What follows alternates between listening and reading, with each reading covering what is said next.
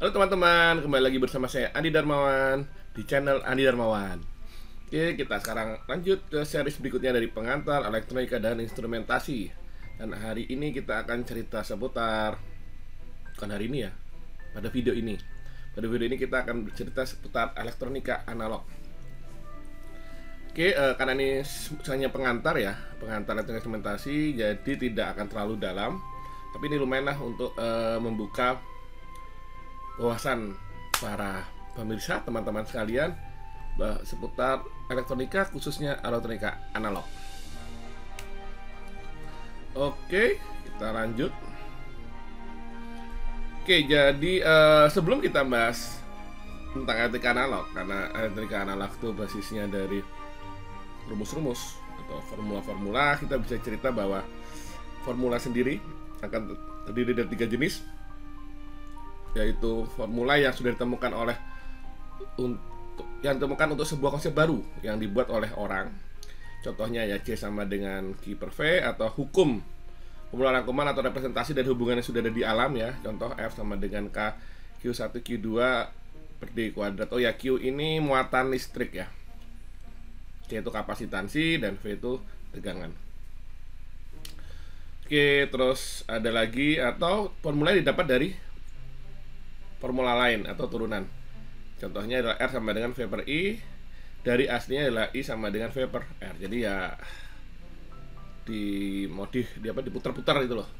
Bukan dimodif ya, diputar. Jadi dia formula yang didapat dari formula lain. Nah, ini yang karena kita nanti akan bermain dengan berbagai macam formula. Oke, nah terus kemudian kita juga akan bermain dengan perkiraan atau istilahnya approximation.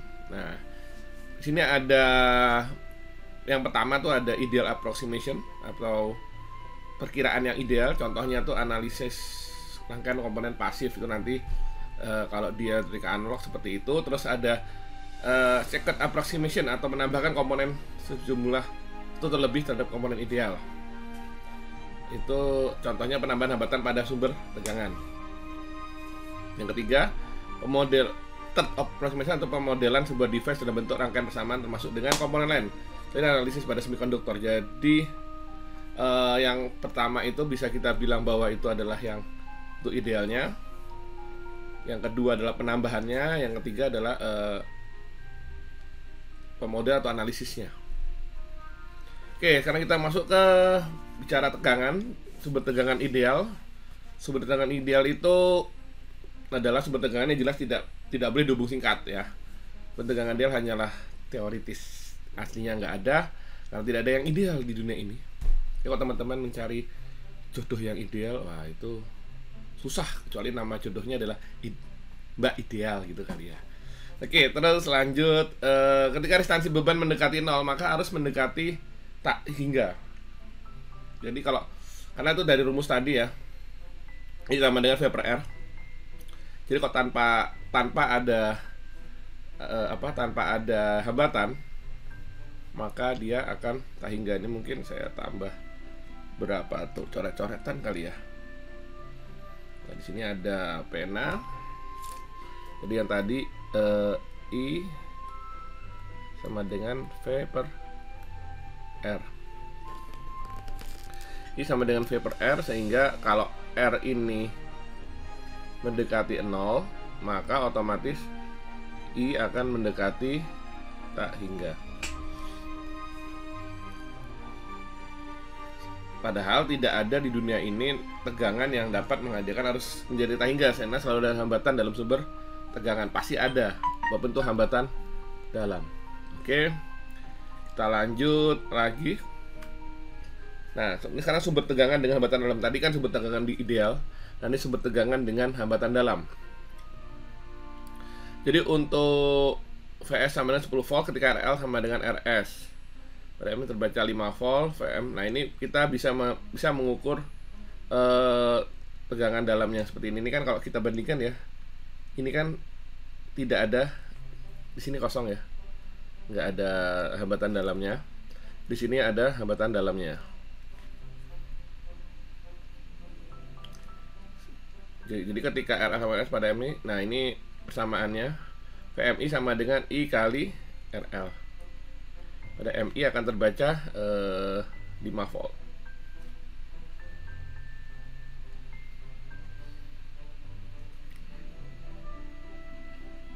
RS akan lebih kecil daripada 0,01 RL, maka RL minimal akan sebesar 100 RS. Ini bisa ya dihitung sendiri, sehingga kok ini tadi dia langsung full 10, yang di aslinya 10, yang terbaca juga 10, maka yang aslinya adalah seperti ini ya. Jadi dia akan terbaca 5, di M1 nya adalah 5. Oke, sekarang kita bicara sumber arus. Sumber arus tidak boleh dibiarkan dalam keadaan rangkaian terbuka. Jelas, sumber arus sama kayak tadi, sumber arus ideal juga teoritis. Jika resistansi beban mendekati tak hingga, maka tegangan mendekati tak hingga. Jika resistansi benda mendekati tak hingga, maka tegangan, oke, tadi kan rumusnya I sama dengan V per R. Maka kalau kita balik, V sama dengan I kali R. Jadi jika R mendekati tak hingga, maka V akan juga mendekati tak hingga. Sehingga tidak ada sumber arus yang dapat menyediakan tegangan tak hingga, karena selalu ada hambatan dalam sumber arus. Sehingga seperti ini. Ini tadi idealnya.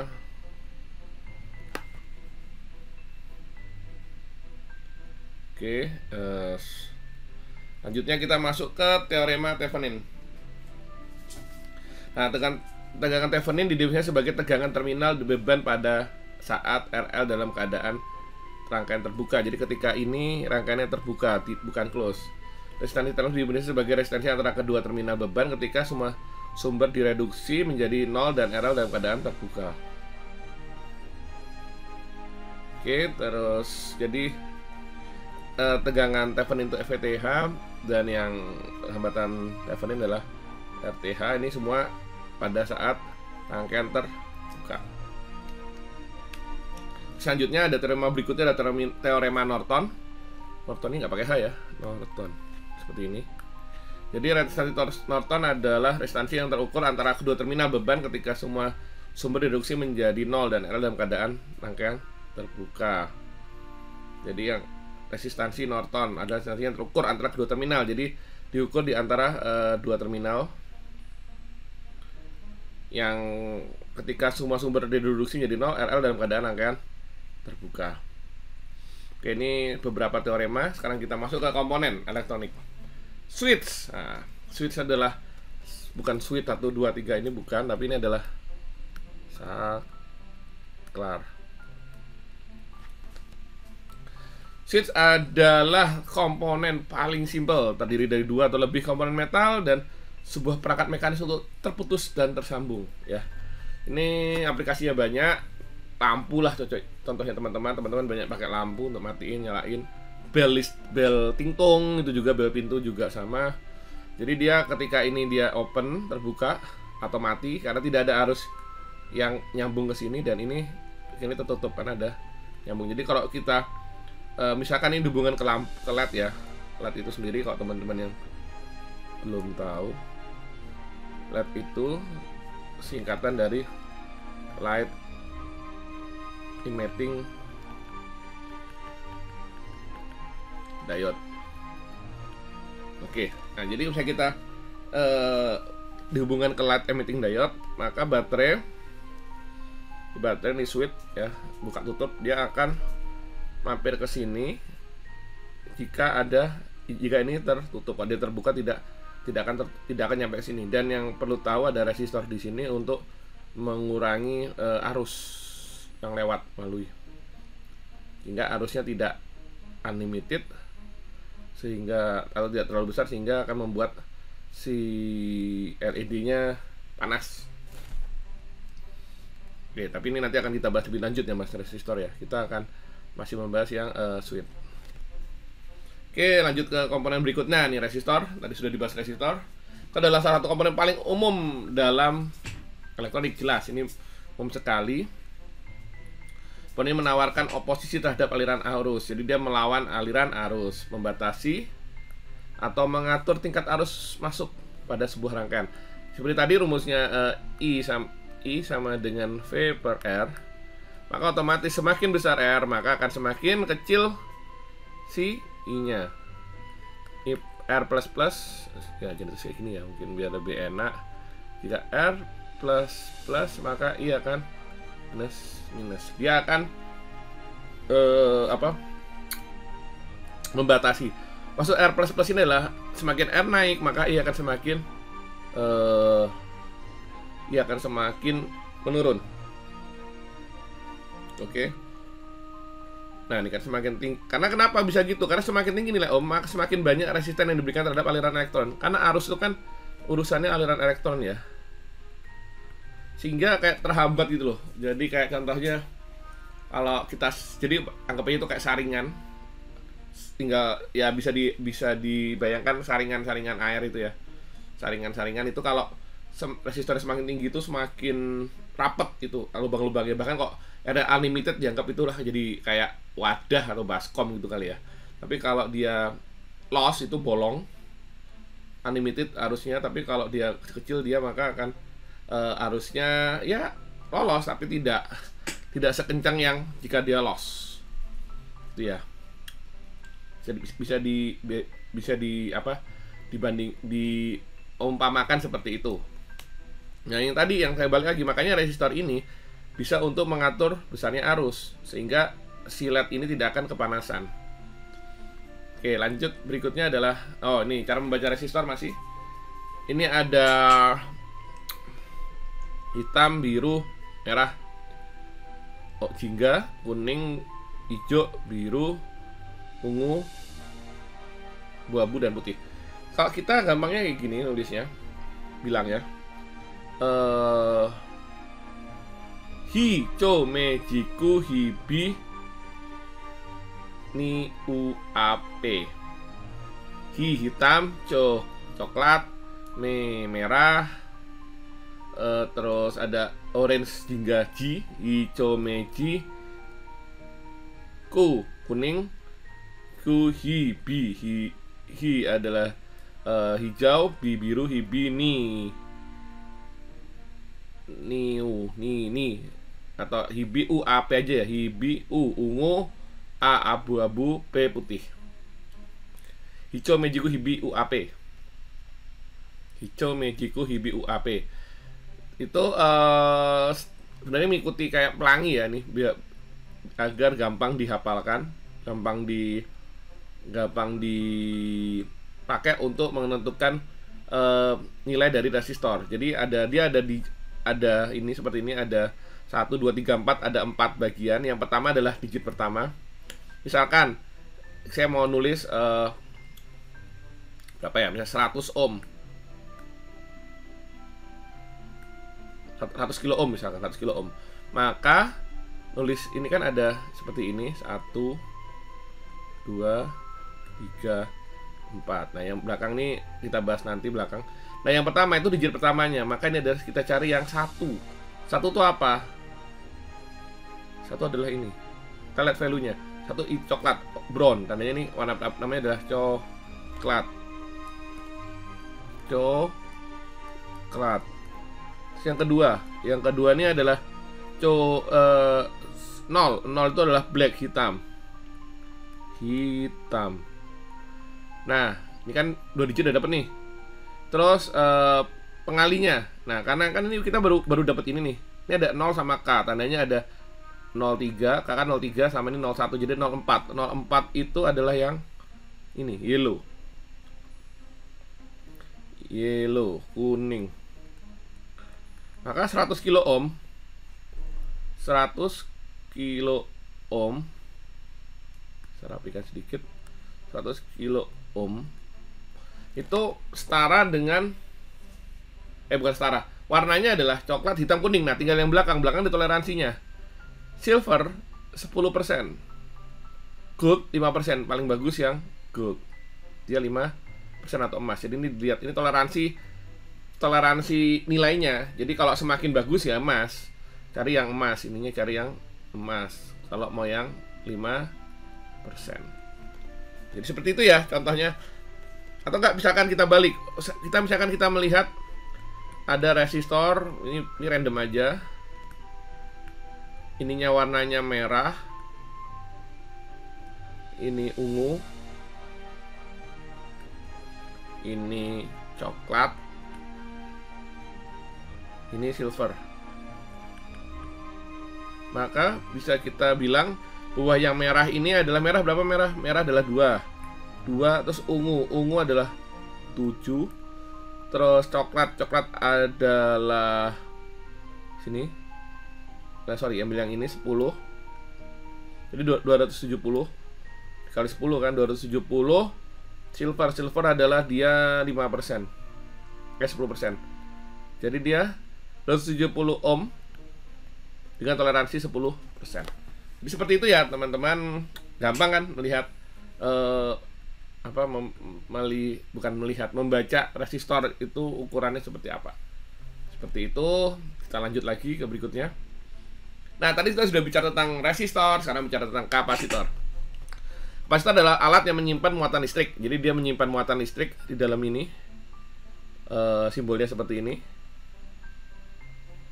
Itu terdiri dari 2 plat logam yang dipisahkan oleh isolator seperti plastik atau keramik, bahkan udara. Jadi teman-teman tahu bahwa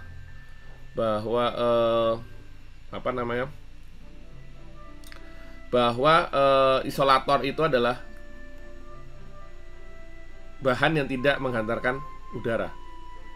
Nah, jadi ini gunanya seperti apa? Dia tuh akan menyimpan muatan listrik. Seperti teman-teman tahu tadi arus ya. Arus tuh membawa muatan listrik. Ya kan?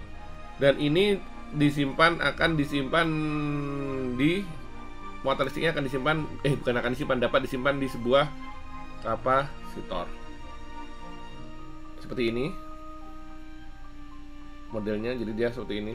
Nah, oke, sebelum lebih jauh, kapasitor sendiri itu ada 2 tipe ya. Ada tipe yang berkutub seperti ini berkutub ya. Ada yang non kutub sebenarnya, yang dia tidak berkutub, non polar. Ini kan polar ya, bipolar. Ada yang non polar, polar atau berkutub, bipolar atau berkutub, atau non polar dan tidak berkutub. Yang tidak berkutub itu tandanya bolak-balik nggak masalah. Tapi kalau berkutub jangan sampai plus minusnya kebalik gitu loh ya. Jadi ini harus ketemu dengan ini, jangan sampai terbalik. Kalau terbalik nanti yang rusak adalah kapasitornya meledak. Oke, terus gimana cara kerjanya? Nah, cara kerjanya adalah seperti ini. Ketika ada listrik masuk, cut gitu ya, masuk sini ya, cut gini ya, dia akan masuk ke sini, terus kemudian akan mendischarge. Jadi kan masuk sampai penuh, kalau sudah penuh dia akan baru dikeluarkan pelan-pelan.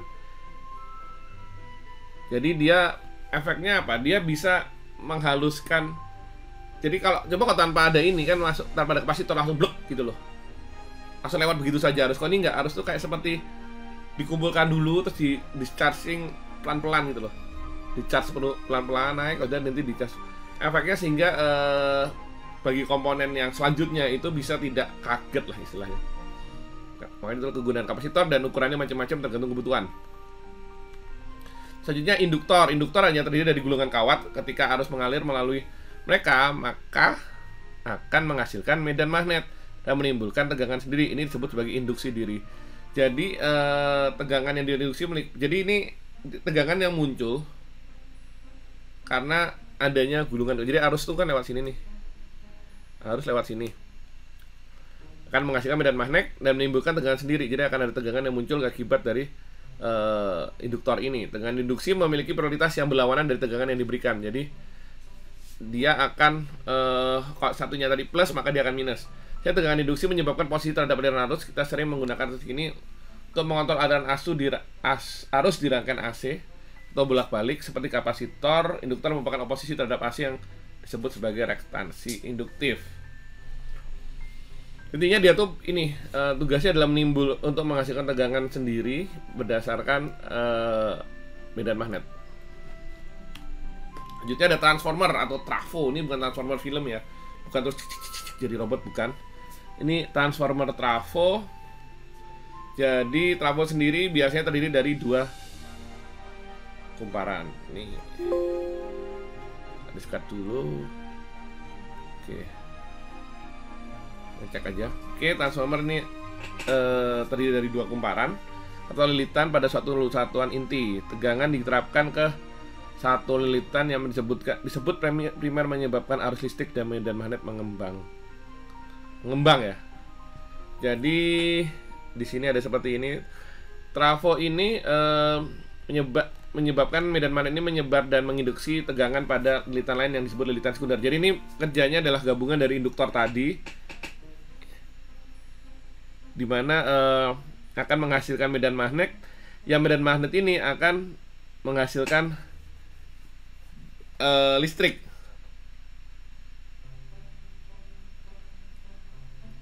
Terus gunanya trafo untuk apa sih? Trafo itu bisa untuk meningkatkan level tegangan, ya.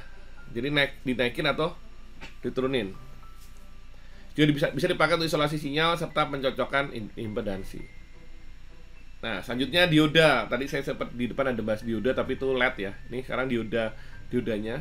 Dioda adalah komponen semikonduktor yang memungkinkan arus mengalir melaluinya menjadi satu arah, tetapi memblokir arah lain tergantung dari polaritasnya, dari tegangan yang diterapkan padanya. Ini bertindak seperti saklar peka polaritas. Atau dengan kata lain, kalau kebalik dia nggak akan lewat. Jadi gini, ini ada katoda, anoda, dia hanya bisa lewat dari sini ke sini. Kalau ini kebalik, dia putus. Terus gunanya buat apa dong?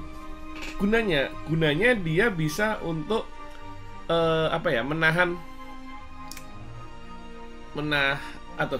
mencegah polaritas terbalik. Jadi misalkan harusnya kita nyolok ya, terutama yang DC ya, rangkaian DC itu kan ada plus minus tuh.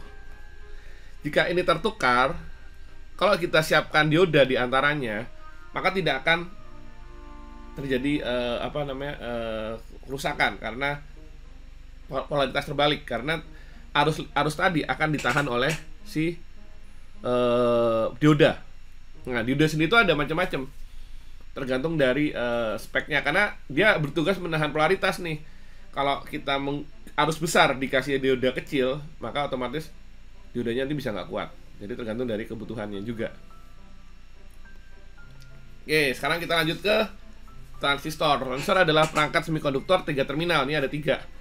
Ada base, kolektor, dan emitter, yang menggunakan sinyal input kecil untuk mengontrol sinyal keluaran yang jauh lebih besar. Jadi dia itu bisa ngatur sinyal ini, misalnya arus yang lebih besar dengan menggunakan sinyal yang kecil. Salah satu jenis transistor adalah bipolar. Junction BJT ditunjukkan. Arus kecil diterapkan pada ke elemen basis, digunakan untuk mengontrol arus yang lebih besar yang mengalir dari emitter ke kolektor. Jadi ini dipakai untuk ngatur yang ini. Ini kan ke atas nih, lebih besar.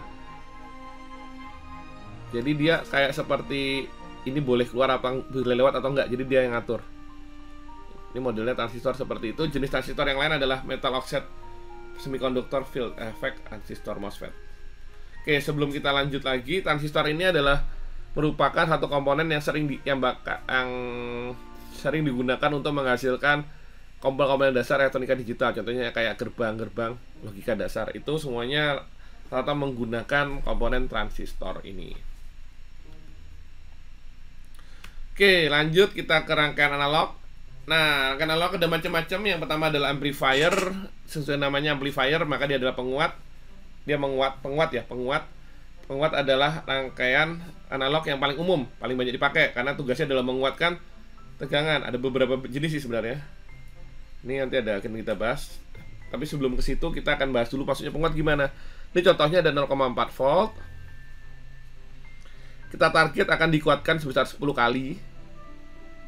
Ya, ini DC input ini untuk apa? Untuk power ya, power untuk dia menguatkan, akan menghasilkan 4 volt. Ya. Oke, sekarang jenis-jenisnya, small signal versus large signal. Jadi arus penguat sinyal atau arus kecil adalah namanya hanya memperkuat sinyal kecil, bukan arus ya, tegangan kecil yang kira-kira sekitar di bawah 1 volt. Penguat sinyal kecil memperkuat sinyal milivolt, mikrovolt atau nanovolt. Jadi dikuatkan dari yang kecil. Ini biasanya bisa dipakai untuk kita misalnya membaca sesuatu, digunakan pada sensor ya, sensor yang mendeteksi sesuatu yang sangat sensitif sekali, yang kecil sekali, yang itu perlu agar bisa terbaca, kita kuatkan. Sedangkan yang larsik, nah ini penguat sinyal besar memperkuat sinyal yang lebih besar dari, dan biasanya ini memperkuat kekuatan sinyal daripada tegangannya. Ini disebut power amplifier. Jadi bisa sudah sinyal besar dikuatkan lagi, itu pakai power amplifier. Terus yang kedua adalah frequency classification. Amplifier juga dikategorikan berdasarkan frekuensi sinyal yang diperkuatnya. Beberapa contoh adalah penguat DC, penguat frekuensi audio AF, perantara penguat frekuensi IF, penguat video, penguat frekuensi radio, dan penguat gelombang mikro. Terus ada juga yang configuration klasifikasi atau klasifikasi konfigurasi. Nah, ini ada yang dua konfigurasi utama adalah single handed dan diferensial. Penguat single handed adalah salah satu di mana input dan output didiferensikan ke ground biasa. Amplifier ini memiliki dua input, satu adalah sinyal dan yang lainnya adalah ground. Amplifier biasanya juga memiliki dua input. Ini adalah biasanya disebut sebagai input pembalik dan non pembalik. Jadi maksudnya gimana? Jadi kalau saat sebelumnya adalah dia minus, bisa jadi plus, dan plus bisa jadi minus, dan seterusnya. Kedua input didiferensikan ke ground. Penguat ini disebut penguat indiferensial karena sudah dibutuhkan perbedaan otomatis antara kedua masukan tersebut, dan sinyalnya untuk masukan dikurangan dan nanti yang diperkuat oleh penguat A. Selanjutnya ada yang keempat, ini pembagian berdasarkan kelas operasi. Kelas-kelas penguat utama yaitu A, B, C, D, E, dan F. Banyak kerja lain tapi itu yang paling umum. Kelas A bekerja siklus penuh dari gelombang sinus yaitu 360. 360 itu maksudnya penuh gini ya. Ini input output hasilnya seperti ini. Terus transistor penguat kelas B, ini bukan transistor ya, ini penguat ya. Penguat kelas B hanya bekerja untuk setengah siklus, itu 180 derajat gelombang sinus. Jadi ini setengah ya, setengah siklus. Jika Anda menggabungkan dua transistor, satu untuk penguat sinus aktif dan yang satunya untuk ikut negatif, lalu digabung keduanya, selesai kemudian diperkuat. Jadi yang atas itu yang positif sendiri, yang negatif sendiri, rangkaian jadi lebih efisien keuntungannya. Yang penguat kelas AB adalah variasi dari penguat kelas B. Penguat kelas B memang untuk menambahkan sebuah distorsi kecil pada sinyal di sekitar titik di mana gelombang sinus melintasi nol. Hal ini disebabkan oleh transistor yang tidak menyala dan mati tepat di titik nol. Amplifier kelas AB memungkinkan beberapa arus kecil mengalir terus-menerus. Hasilnya adalah sedikit distorsi tetapi efisiensi sedikit berkurang. Ini contohnya yang kelas B. Tadi ya, saya bilang kalau yang A itu penuh, kalau B itu setengah ini. Ada lagi yang setengah. Jadi positif sendiri, negatif sendiri. Akhirnya nanti kalau sudah di-combine jadi seperti ini. Yang kelas B. Terus yang penguat kelas C untuk sinyal RF dan biasanya digunakan penguat daya, mereka hanya memungkinkan transistor berjalan kurang dari 180 derajat sehingga sebuah masukan gelombang sinus biasanya 90 hingga 150 derajat. Ini menghasilkan distorsi besar-besaran, namun keluaran penguat dari induktor dan kapasitor setel yang berosilasi pada frekuensi operasi dan menghilangkan distorsi. Amplifier ini dianggap sebagai sangat efisien. Penguat kelas D adalah kelas khusus yang disebut sepenguat switching, terdiri dari sekelar transistor daripada penguat linear nyata. Pada ini memotong sinyal analog input menjadi pulsa frekuensi tinggi dengan variasi lebar. Ini yang kelas C tadi ya. Ini jadinya seperti ini.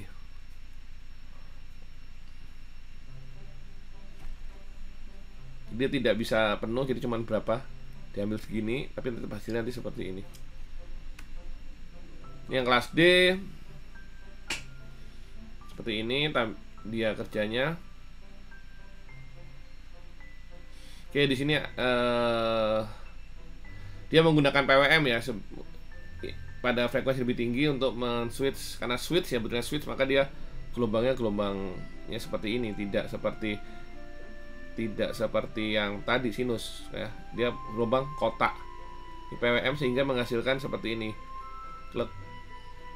Pada audionya segini inputnya. Oke, kelas E dan F ada penguat variasi penguat switching khusus untuk digunakan hanya pada frekuensi RF. Seperti penguat kelas C, mereka digunakan sirkuit LC untuk penyaring harmonisa yang mereka sangat efisien. Ini operational amplifier, ada banyak jenis amplifier khusus. Yang paling banyak digunakan adalah operational amplifier atau op-amp. Ini adalah penguat diferensial DC gain tinggi yang paling berguna karena dapat dikonfigurasi dengan resistor eksternal, kapasitor, dioda, dan lain. Dapat berbagai macam fungsi aplikasi. Op-amp mungkin saja jenis amplifier yang paling banyak digunakan karena serbaguna, dia serbaguna ya. Ini contohnya nih yang paling sering dipakai. Outputnya nanti ini input, ini output. Untuk menentukan besarnya berapa, kita mengatur dari dua RF dan RI ini. Dua komponen. Minus berarti inversi of polarasi phase. Dia akan, kok ini plus, masuknya plus, dia akan minus kebalik. Ini yang inverting tadi. Nah, yang ini model seperti ini yang amplifiernya rumusnya ini, dia nggak inversi. Yang ini seperti ini, dia hanya langsung very high input resistance. Ada selanjutnya lagi yang seperti ini, yang gainnya atau A-nya tadi, penguatannya RF super RF. Ini rumusnya seperti ini, bentuk-bentuknya juga seperti ini. Terus ada juga yang cascading. Cascading itu apa? Ditumpuk. Jadi bisa sudah dikuatkan lagi. Jadi 5 kali 3 kali 14 menghasilkan penguatan sebesar sekian. Filter adalah rangkaian sensitif yang namanya juga filter. Dia mentapis atau menyaring, dirancang untuk melewatkan beberapa frekuensi, tapi tidak semuanya karena juga namanya disaring. Ada 4 tipe dasar. Ada low pass, high pass, band pass, dan band reject. Bedanya apa? Nah, low pass itu yang frekuensi lebih tinggi. Low pass yang lebih rendah diturunkan, yang lebih tinggi dibuang. Yang ini kan ini makin tinggi kan, nggak bisa dia. Ini frekuensi cut off-nya ya, frekuensi pemotongnya. Terus ini frekuensi cut off untuk yang lebih rendah dihilangkan. Ini high pass lawannya. Kemudian yang band pass itu ada wilayahnya. Ini frekuensi cut off tengah, ini frekuensi cut off bawah, frekuensi cut off atas. Puncaknya di sini. Ini biasa dipakai untuk contohnya radio ya, teman-teman. Kalau radio itu yang misalkan 94,5 FM, 100,2 FM, nah seterusnya itu dia seperti ini. Dan ini lawannya adalah band reject. Jadi yang selain dia diloloskan tapi pas ini dihilangkan. Ini biasa digunakan untuk menghilangkan noise. Nah, selanjutnya ada osilator. Osilator itu apa? Osilator itu adalah pembangkit sinyal. Ada sinyal sinus, pembangkit sinyal kotak. Ya, ini seperti ini, DC input. Di variasi ininya variabel frekuensi keluarannya. Ini yang kotak menggunakan kristal.